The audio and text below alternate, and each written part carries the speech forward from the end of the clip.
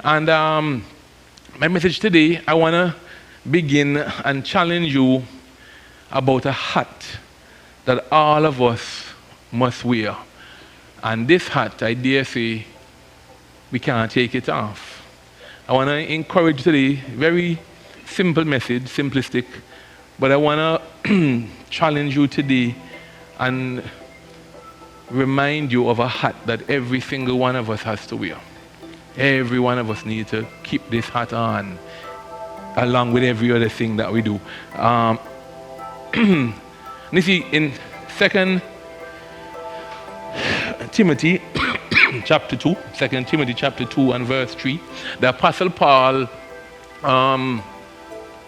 reminded Timothy of this hat.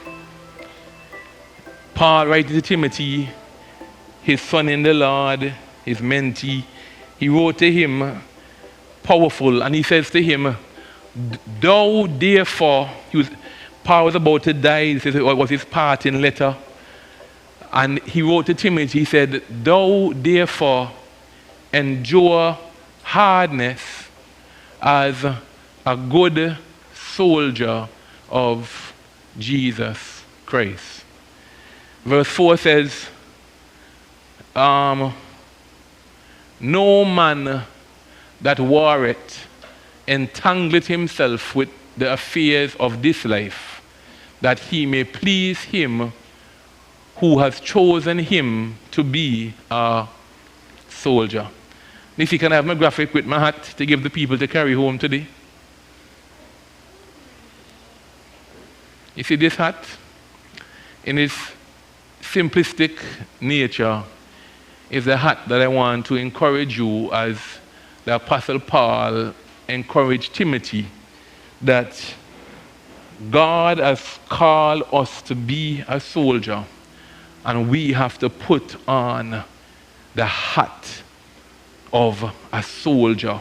We have to recognize of all different hats that we put on every day, God has called us, his people, to be soldiers. Any soldiers on the sound of my voice?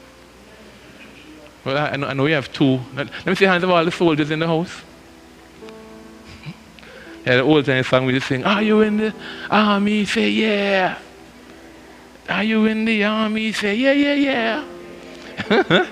But of all the caps that we pick out and put on, sometimes I think we need reminding, just as young Timothy needed reminding, that when we get up, we are soldiers and we have to put on our soldier hat as we move around. It was important to Paul to speak these words, both verse 3 and verse 4. Endure hardness as a good soldier of Jesus Christ. No man that worrieth himself with the affairs of life, that he may please him who has chosen him to be a soldier. To be a soldier. And sometimes we don't think of ourselves as soldiers. We don't think of ourselves as soldiers of Jesus Christ. But so I'm here today to try to encourage you to put on, Paul, put on the full armor, but I want to challenge you the mindset today that we are soldiers. We may not stand up outside Governor General House, I remember the name of it right now, with a big gun and camo, but I'm telling you, every single one of us today under the sound of my voice is a soldier. I'm going to show you something today from the Word of God and just encourage you. Let's start a little series, because there's a need and there is a danger when we don't recognize we're soldiers. When we don't recognize that we're in a war.